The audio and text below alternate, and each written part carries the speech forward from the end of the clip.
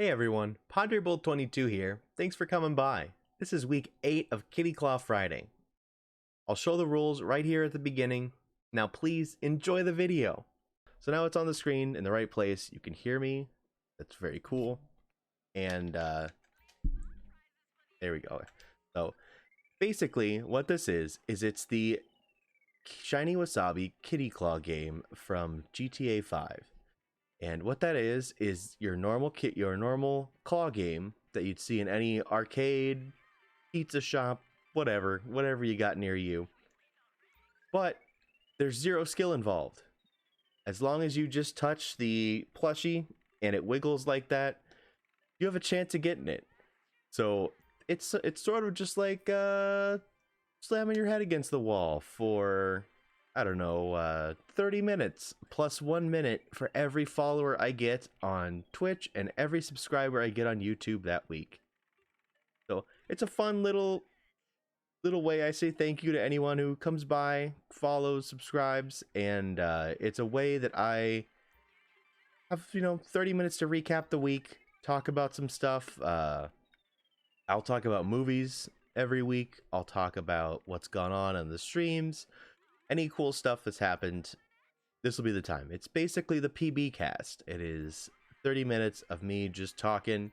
If anybody comes in, I'm happy to talk with chat. If not, it's just a 30-minute recorded podcast, basically. And this week it was 31. We got 1 follower on Twitch. Thank you very much. It was a great week. Lots of, I think, some good streams, high quality streams. I think this was the best week of content I've done, but it's followers slowed down, but that's okay. As long as the content stays up, I think that'll just come eventually. And for a little bit of history on Kitty Claw Friday, in weeks 1 through 7, we were able to get the first 4 plushies. That would be the pink guy, the green guy, the yellow one right there, and the brown one in the back, the further back brown one. So we're trying to get the second brown one so we can move on, keep going. A little bit of background on the game itself and how it works. It is said that the 2 in the front, their chances of success is between 1 in 50 and 1 in 100. And the row in the back can go as high as a 1 in 1,000 chance. So that's pretty hard, pretty crazy. Not very easy chances, that's for sure. But I think this is funny. I think it's a fun little way to cap off a week of streams and sort of see where things end up, basically, at the end of the day. Let me pull in a little bit. Full recline mode? Yeah, I don't think so. But yeah, we passed 300 total viewers this week. That's cool. That's a fun little point we can pass. And what else happened this week? We played our first non Kitty Claw Friday or Stardew game. We played Snaky Bus on Tuesday. I think Tuesday is going to become a day with more variety. I don't think I'm going to stay playing Stardew Valley multiple days in a row.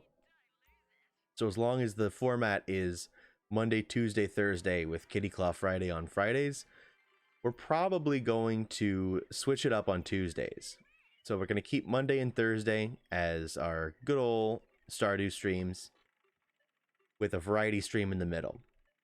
So yeah, that's exciting. I like that setup. I think it's good. The stream on Tuesday I thought was great. I got to show off a game that I really like called Snaky Bus.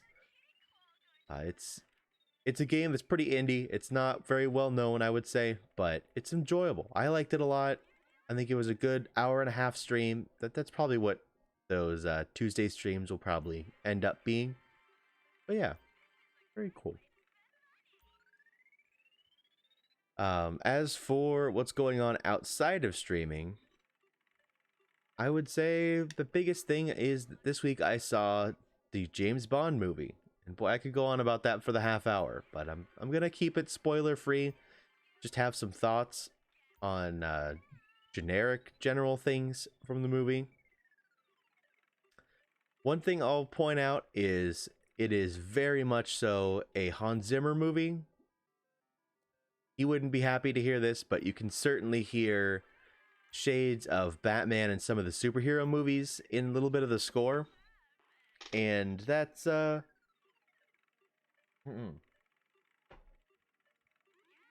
didn't drink enough water this morning. Throat's already drying out. But for that, it's I enjoy it. I really like Hans Zimmer. I think he's great.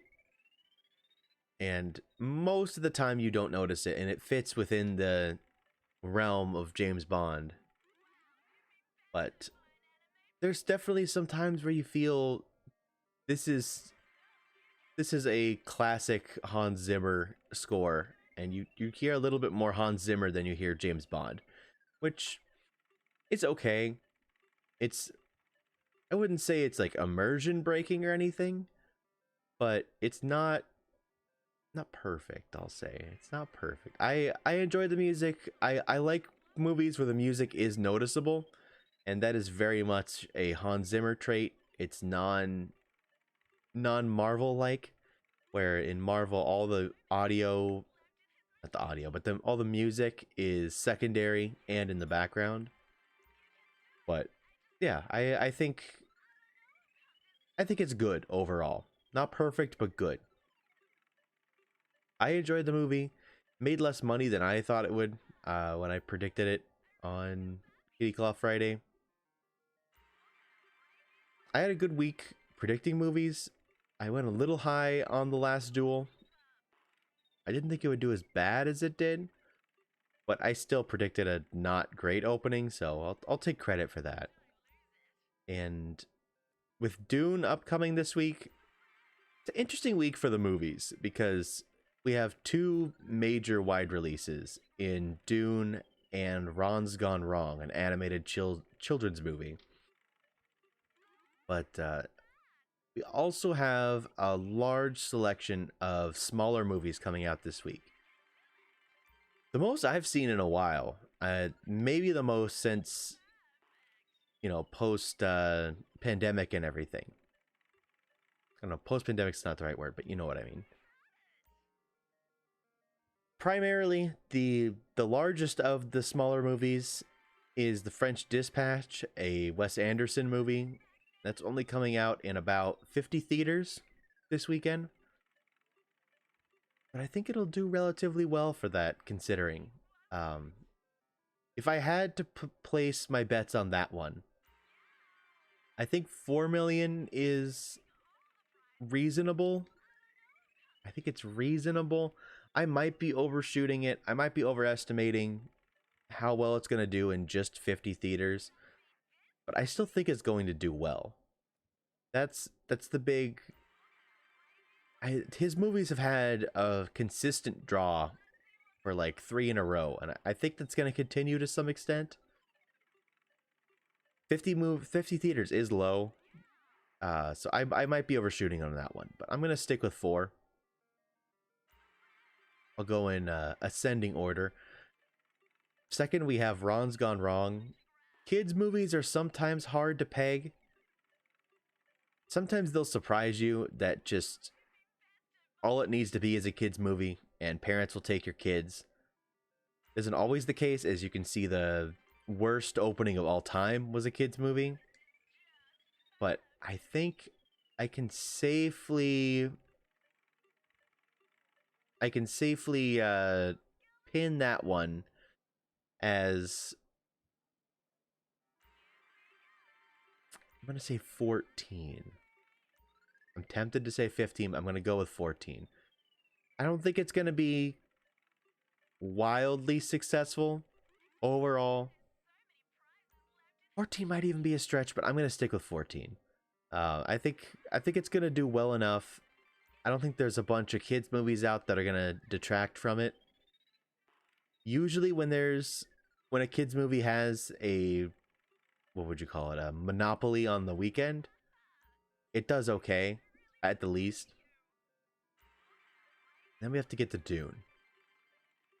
Dune's a tough one because I think it's going to have a heavy premium theater draw.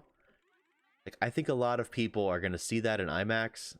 and other premium formats, Prime, Dolby, etc., Screen X, whatever. But the big drawback is it's free on HBO Max if you have the subscription. And those movies have done middling for big budget movies at the box office. I would think this one does a little better, but I don't know. I don't know how much of a draw the Dune name has. I think it looks cool. It has enough star power, but I don't know. I think a safe estimate is gonna be, I'm gonna go 37 million on that one. I think if it didn't have the HBO Max, it would be much above that. But I think 37 is reasonable. What did King Godzilla vs. Kong made something like 32, 33 in a similar fashion? Am I being a little too hopeful saying that Dune's going to do better than Godzilla vs. Kong? I don't know. I'm going to say no. I'm going to stick with 34. I think that's where I'm going to stick. I think it's going to do relatively okay. Relatively okay. I think that's the best they could ask for with the hybrid release. I don't think it was a good idea. I think this one should have been in theaters specifically because it's supposed to be a like theater experience type movie. But I think with what they've done with those, they kind of had to do hybrid. I think there's no alternative for them, unfortunately. Like, they're pretty hard committing to the HBO Max format. Hybrid release, theater HBO Max.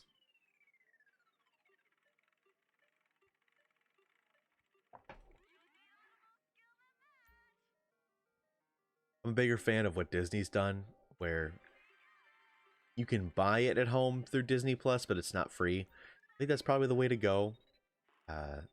I don't think that free on HBO Max is the way to go. I think they're going to end up a little bit behind on that one. And I don't like it, honestly. I want movies to come out in the theaters. I think that's important for the industry as a whole, and you're losing a little bit by not doing that. Other new stuff this week. Today, actually, or I guess it might have been last night, Twitch came out with a new update that shows when someone is in your chat for the first time. It highlights their messages for the streamers. That's neat. I guess it's neater for larger streamers that wouldn't remember every name of somebody that's come in. I guess even smaller streamers, it's a little eye-catching, so it can sort of get you to notice when somebody's there a little bit faster, maybe to catch someone before they check out. Only for chats, though, not like if they're just watching the stream. You don't get any alert for that. I'd be mixed on that. If I was watching a stream, I don't think I would want just when I enter someone to like be like, "Hey, Padre Bolt," and like call out my name. I think that's a little too over the top. But as a streamer, it would kind of be nice. It would be nice to be a little bit more personal, that is, with the people that come in. And it might help with retention a little better, but I don't know. Yeah. I did see James Bond in IMAX, by the way. I've been trying to go to IMAX a little bit more. I got to go, and it was a relatively empty theater considering it's the third week James Bond has been out. I was able to go on a weekday. But yeah, that was good. It was a great experience. I love the James Bond movie. I did not know it was as long as it is.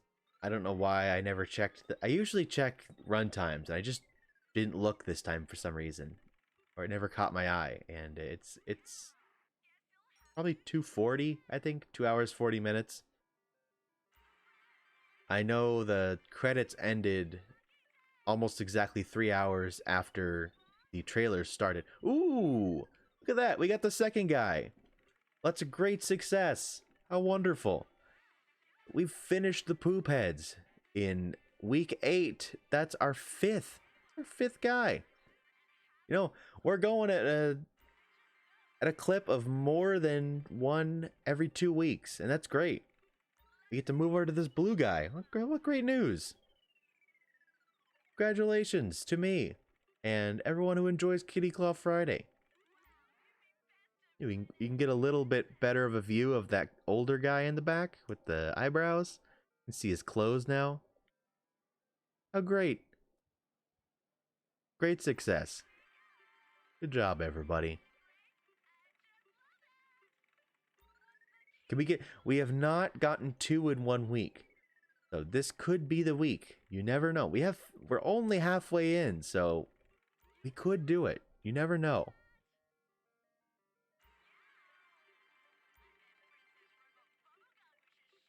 But yeah, that's the halfway mark. There are 10 plushies in there. Hey, how are you doing? It is just my little half an hour playing this game, basically doing a podcast every week. It's I always wanted to beat this claw game. I thought it would be a silly thing to do once a week for like half an hour, and I add 1 minute for every person that follows and every person that subscribes on YouTube. And it's just a silly little thing I do on Fridays. Basically, this game is nearly impossible to get all of them. Apparently, the plushies in the back, the chances are like 1 in 1,000 to pick them up. There's 0 skill involved. And it just matters as long as you touch the plushie, it picks it up. Or it gives you a chance to pick it up, that is. I just got the 5th guy. It was exciting. I think as the further back it gets, the lower the chances are of you picking it up. Yeah, just a silly little claw game. That's how I describe it.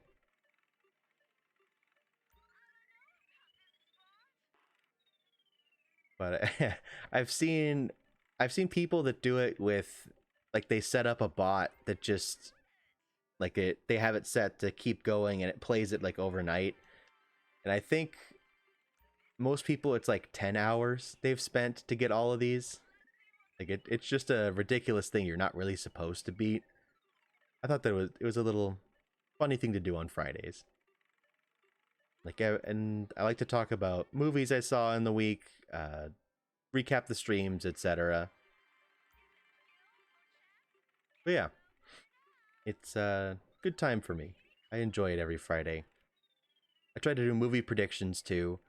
I already did those. I think I said top movie would be Dune, 34 million. I might see that this weekend. I don't know. That's one I want to see in IMAX, and I just look at the tickets and like those theaters are packed already for the full weekend. I don't know if I want to sit on the edge for such a large screen. It's funny, ever since I got glasses, the biggest screen that's near me is a little bit bigger than the frame of my glasses, even when you're in like the higher seats. So I do need to look around a little bit on the screen. Yeah, that's funny. Bring a mirror, that's good. Wait, I watched Ghost in the Shell in IMAX a few weeks ago, maybe a month ago.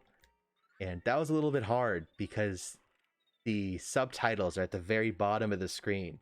And when it's like a 4 or 5 story screen, you're kind of having to look at the bottom of the screen to read every time and look up to kind of get the rest of the scene. That's always a little bit of trouble with that.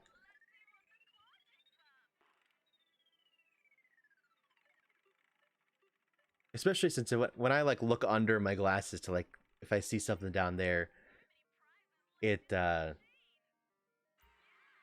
totally blurry. If there's words under the frames, I can't read that at all. Nope, I'm missing the blue guy. Yeah, like I need a fisheye lens on my glasses. I don't know with it. I don't know if that's how fisheye lens work, but something like that. wide lens. We'll just call it that. But yeah, it's I do like seeing movies in subtitles though, and I'm sort of lucky to live somewhere that has a lot of foreign language films that come out here.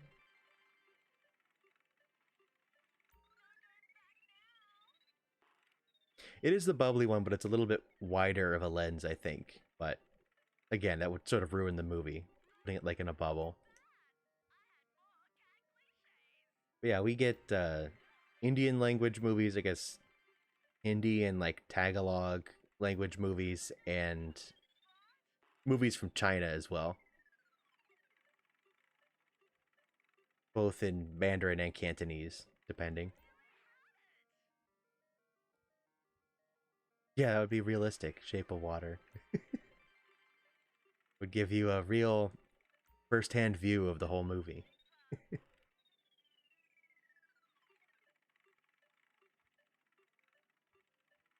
There's a disaster movie that's coming out this week here from China that looks really overblown and bad, and I'm sort of tempted to go see that.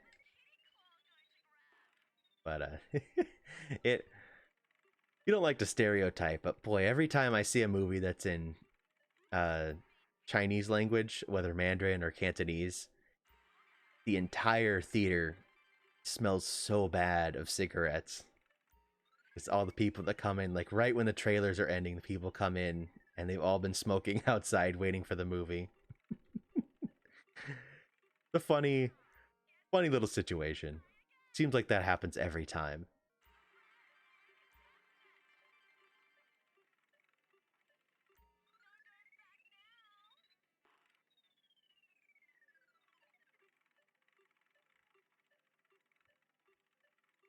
It actually is a Japanese language movie I saw that's coming out this week that's a little far away, but I could drive out there for that. We don't get many of those. Unless it's like anime, which those are usually like special engagements. Like they don't get full releases out here. Even though there are a lot of theaters they could.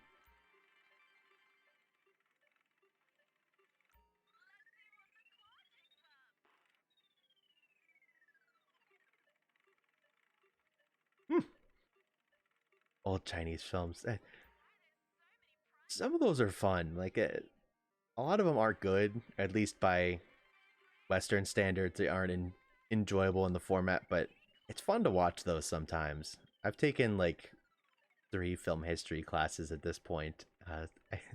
I've sort of made it a habit of taking like a full setup of classes, and then I'll sort of add a film one in just as a little extra, and just kind of take that for fun. Just sometimes to pad the grades, but sometimes just to enjoy it. And I've met the international one was fun.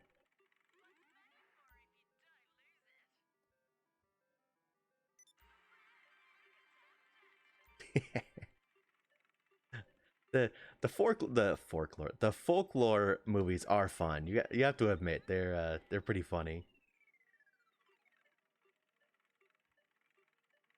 Yeah, I basically one per semester. I'm taking a history of science fiction class right now. That's interesting. It's I guess I enjoy learning about the films. The problem is I've seen almost all of the ones we're introduced to. Science fiction's sort of the genre that I've probably watched the most of outside of like superhero films, but that's sort of more of a case of that's what comes out so often now.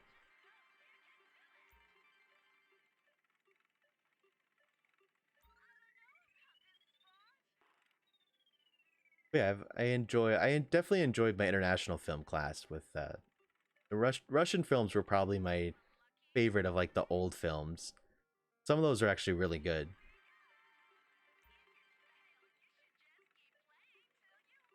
From like longer movies like Battleship Potemkin to the stop motion type movies that are I don't know if you call that animated. I think it might be called animated stop motion. That's the old Russian stop motion movies. If you take into account how old they are, it's super impressive.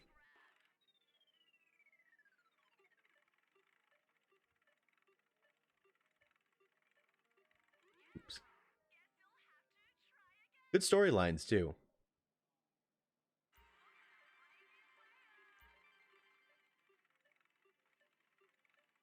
Do, do, do, do.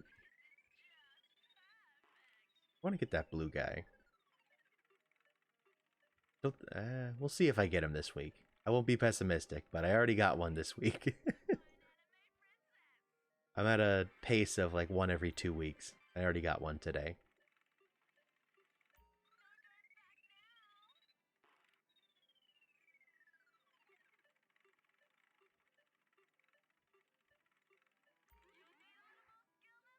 Yeah, old pre-Soviet film is super interesting. And also Soviet film is interesting for different reasons. That's a little bit more of a like you're interested in it for the history and relevance at the time more than the how impressive the movie is itself. But still interesting.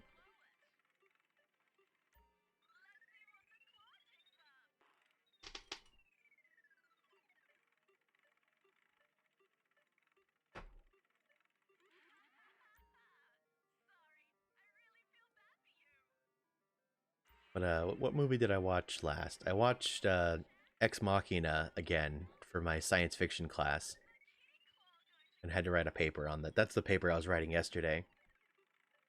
Um, I just got an alert like 2 minutes ago that my grade came in for that. I'm not going to check that during the stream in case it's bad.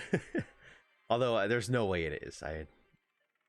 If I could, if there was a way for me to major and get a job in writing about science fiction films, I would, because it's to me that just flows out super easy.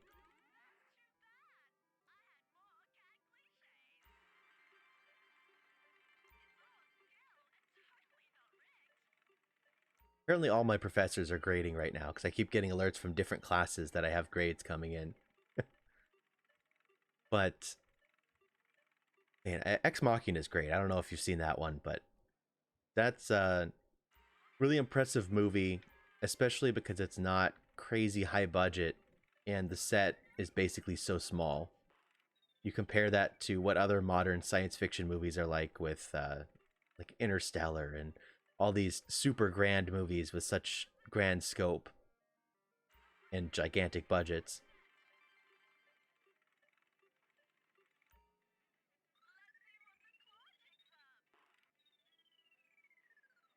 Yeah, I originally wanted is that his name? I think I feel like it is. I don't remember the actor's name, but I feel like that's the one I was looking at yesterday. That's the name I was looking at yesterday while I was writing.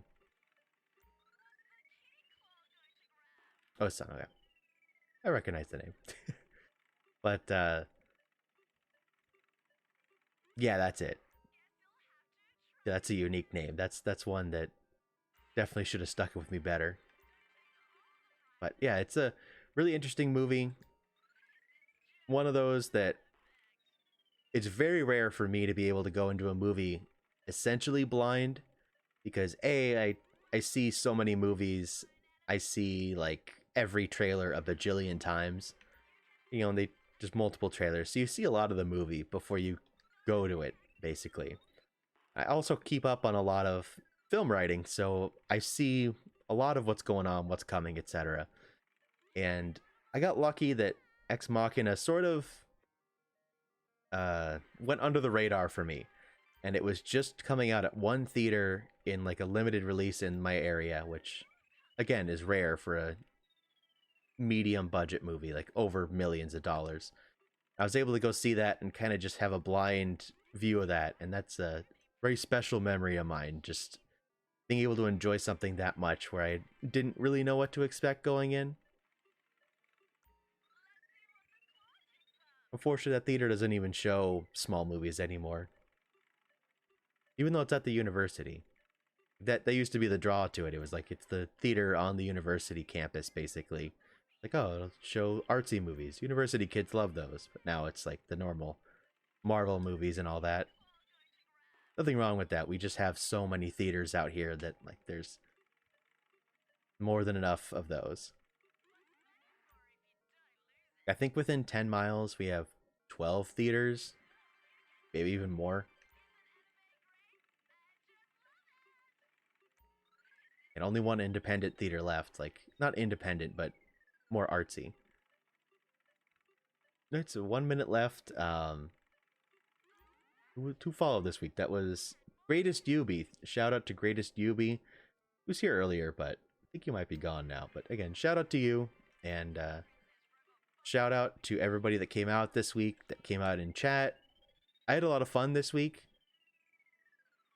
Yeah, that's it. I had a lot of fun this week. I had a lot of fun with people that came in chat. Thank you for joining the Discord. Thank you, people that watched the YouTube videos. This was the best YouTube video week too. I haven't talked about that too much, but definitely did well there. That was super exciting for me. But yeah, I think that's gonna end it for the week.